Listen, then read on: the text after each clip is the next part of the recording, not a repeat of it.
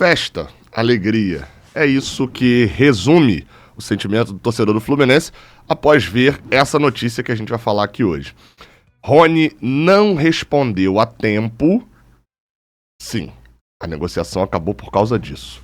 Rony não respondeu a tempo e o Fluminense desistiu de contratá-lo para a temporada 2025. E eu digo que desistiu de contratá-lo para a temporada 2025 porque a gente nunca sabe como pode ser o futuro. Mas é um fato de que o jogador não vem mais. Essa notícia foi publicada pelo Jornal da KTO 1902. O Vitor Lessa publicou no Twitter ontem à noite. Confesso que eu já estava no 10º sono, 2 da manhã. E foi um dia de muita alegria o dia de ontem, tá? Eu vou, no meio aqui, eu vou falar uma outra coisa que me deixou muito alegre também. Mas vamos lá. Deixa o like aqui embaixo, se inscreve aqui no canal e vamos falar sobre a novela Rony. Chegou ao fim. Uma das novelas mais chatas. Toda temporada o Fluminense faz uma novela, né? Nas contratações. Insiste e tenta contratar um jogador que por vezes mostra que não pode vir. Eu vou lembrar de algumas recentes, tá? Uma que deu muito certo. Paulo Henrique Ganso, por exemplo, foi uma novela a contratação dele. Você não lembra, não? De 2018 para 2019, o Fluminense tentou por várias formas e tal. Por fim conseguiu, assinando um contrato de 5 anos naquela época. Um dos poucos contratos que o Pedro Abad assinou, extrapolando a sua gestão naquele negócio maluco de só assinar contrato de 1 ano. Deu muito certo, Paulo Angione foi peça fundamental naquela contratação, inclusive, mas foi uma novela. Para quem não se lembra, tem no histórico aqui do Raiz Tricolor. O Raiz Tricolor existe desde 2018, tem muita coisa documentada aqui do Fluminense. Tiveram novelas de saída também, quem não se lembra da renovação ou não renovação do Marcos Paulo, né? Por sinal, Marcos Paulo que vai enfrentar o Fluminense possivelmente, tá? Jogando pelo Boa Vista. O Boa Vista de Portugal. Boa Vista de Saquarema. Enfim, né? Acho que a gente não precisa bater em cachorro morto. Mas foi uma novela, renovação, não renovação. Que dizer da contratação do Ricardo Goulart, que se estendeu um tempão, até que o Paulo Pitombeira irritou demais o Mário Bittencourt com seu leilão, e o Fluminense decidiu sair da negociação, mas ficou durante um bom tempo, e foi isso que trouxe Germancano para o Fluminense de 2021 para 2022. A gente já teve algumas novelas assim, e essa do Rony, ela é só mais uma. Mas ela não é só, ela é só mais uma na contagem, mas ela não é só mais uma na análise. Por quê? Teve uma outra também que o jogador acabou vindo, Natan, né? Quem não se lembra do Fluminense ali com o Natan? Só que no caso do Rony, chama mais atenção essa questão da novela, essa questão disso tudo, porque desde o início parecia que nada se encaixava. E eu acho que é importante, como um último vídeo para falar sobre isso, eu trazer essas peças que não se encaixaram. Mas primeiro, deixa eu só falar a notícia, né? O que aconteceu? O Fluminense queria muito o Rony. O Rony tinha contrato com o Palmeiras, mas já tinha sido avisado pela equipe verde que provavelmente, olha, a gente não tem interesse em te manter pro ano que vem. O Rony vai ter um aumento salarial lá no Palmeiras, definido já por contrato e tal. E olha, pode procurar um novo clube que a gente não vai dificultar a tua saída. O Rony começou a ser oferecido, o Fluminense entrou em contato com o Palmeiras, acertou o valor de pagamento, que seria a maior compra da história do Fluminense, 8 milhões de euros. E além disso, o formato de pagamento de uma forma como o Fluminense conseguiria pagar, segundo o Mário Bittencourt. O Fluminense, acertado com a equipe, foi renegociar com o jogador. E desde o início, tá? Desde o início, a diretoria do Fluminense fez uma oferta para o Rony. E o jogador negou. Fez outra oferta, o jogador negou.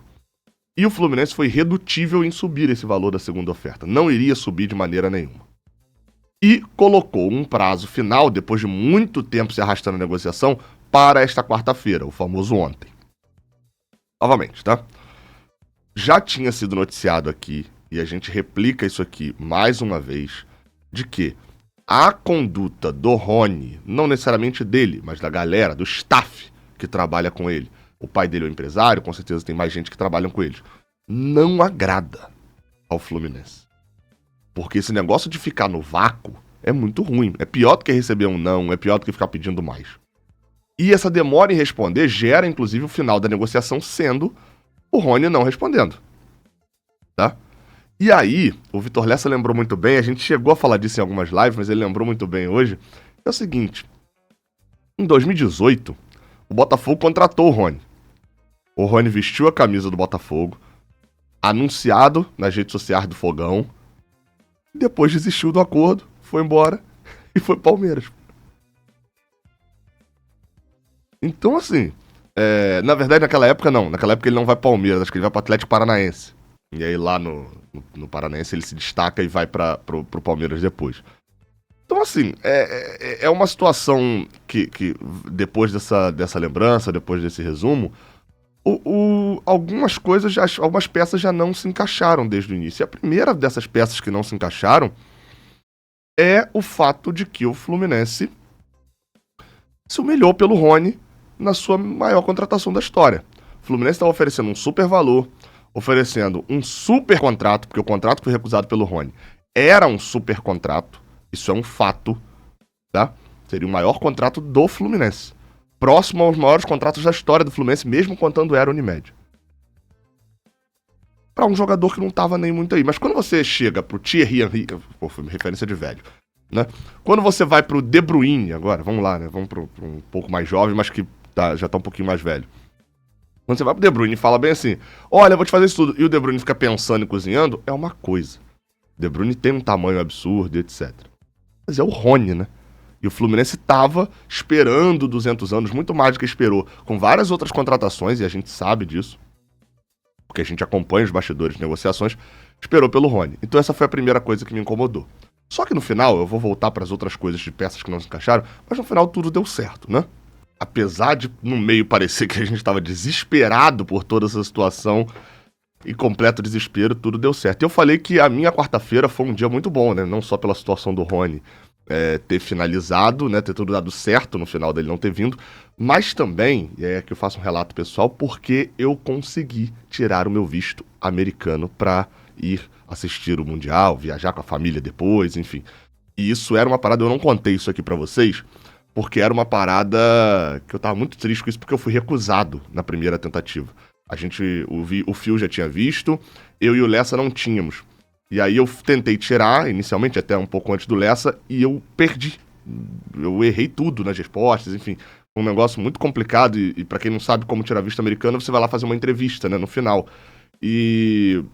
pô, eles têm uma série de coisas aí que eles perguntam e tal, e que eu acabei respondendo no nervosismo, não sabia o que responder, me embolei todo, e acabei tendo visto negado. E é muito mais difícil depois que você tem o primeiro visto negado. O Lessa contratou uma empresa e me indicou essa empresa depois. E eu, com muita alegria, trago essa empresa aqui para indicar para vocês, que é a SVA, Seu Visto Americano. É uma empresa que fica em Goiás, em Goiânia, mas eles atendem 100% online. Eu fiz com eles, tá? Eles não seguem um método tradicional. E aí, só para deixar claro, eles não fazem só só o primeiro visto, tá? Para quem quer tirar o primeiro, ou reversão, que eles chamam, que é para quem já teve negado e tem chance de novo. Não, eles fazem também renovação, que é uma coisa muito chata para algumas pessoas também. Então, renovação também é com eles. E, cara, eles me tranquilizaram muito. A Laís fez 200... E faria mais 200 se eu tivesse pedido conversas com a gente, trocando ideia, acalmando, ensinando. E a gente foi, no caso dessa vez foi eu e Bia, fomos até ontem lá até o consulado, fizemos a entrevista e assim, tiramos de letra, porque tudo que eles perguntaram, a Laís já tinha falado pra gente. Eles não seguem aquela fórmula genérica, não. Você explica a tua história pra eles, eles montam ali toda uma história, obviamente, eles não abrem mão da verdade e da transparência, tipo assim... eles montam uma história ressaltando seus pontos fortes e tentando ali fazer de uma forma que o seu ponto fraco não fique tão transparente para o cara que vai fazer a entrevista lá do consulado. Assim, é uma empresa que tem 5 estrelas no Google. Se você, eu fui pesquisar muito, porque isso não é brincadeira um negócio desse, né? Eu já tinha indicação do Lessa e... enfim, não ia brincar com o negócio desse, pesquisei pra caramba, porque eu tava justamente com muito medo. Então, assim, se você tá pretendendo ir pro Mundial e ainda não tem o visto, fala com eles. Se você tá pretendendo ir pro Mundial e não renovou teu visto, fala com eles muito rápido, agora. O link vai ficar aqui na descrição pra você trocar uma ideia com eles via WhatsApp, tá? E, claro, tem cupom, vou falar mais deles depois, tá? Tem cupom, o cupom JORNADA te dá 10% de desconto pros 10 primeiros que forem lá falar com eles. Então são 10% de desconto para os 10 primeiros. Ah, quer tirar visto, não sei, eu não vou para o Mundial, Gabriel. Meu amigo, tira o visto americano, vale por 10 anos. Então você tira logo, já se adianta e eles gerem o processo inteiro. Recomendo demais. Tem Olimpíada em Los Angeles, vai ter Copa do Mundo, né, no ano que vem, lá em 2026. Estados Unidos é o destino de quase todo mundo aí que viaja também, acaba indo uma vez. Quem tem visto americano pode entrar no México, no Canadá, que também tem jogo da Copa em 2026. Então, assim, é uma parada que, por exemplo, quem foi para a Arábia Saudita ano passado, se tivesse o visto americano, já tinha uma facilidade muito melhor também. Então, vou recomendar aqui a empresa, tá? Porque me ajudou bastante. Vou falar mais dela aqui algumas outras vezes, porque eu sei que muita gente tem esse medo. Então, SVA. Entre em contato com eles, use o cupom JORNADA e vai lá, trocar uma ideia com eles. Fala, pô, minha situação é essa, tem reversão. Eu achava, por exemplo, quando eu perdi a primeira, eu achava que era impossível eu tirar o visto americano depois. E não é, tanto que eu consegui tirar e equipe do Jornada completa lá no Mundial e graças à SVA. O link vai estar aqui na descrição. Aí a gente volta agora a falar, já falamos de duas coisas boas, Rony não vem e eu consegui tirar o visto, você também pode. Agora a gente volta para a etapa que é dos blocos que não se encaixam, né? As coisas não estavam se encaixando desde o início. Eu já falei do Rony e de como ele esnobava o Fluminense, é uma postura deles, não é só com o Fluminense, já foi com o Botafogo, enfim. Mas outra coisa que não se encaixa é a questão do valor.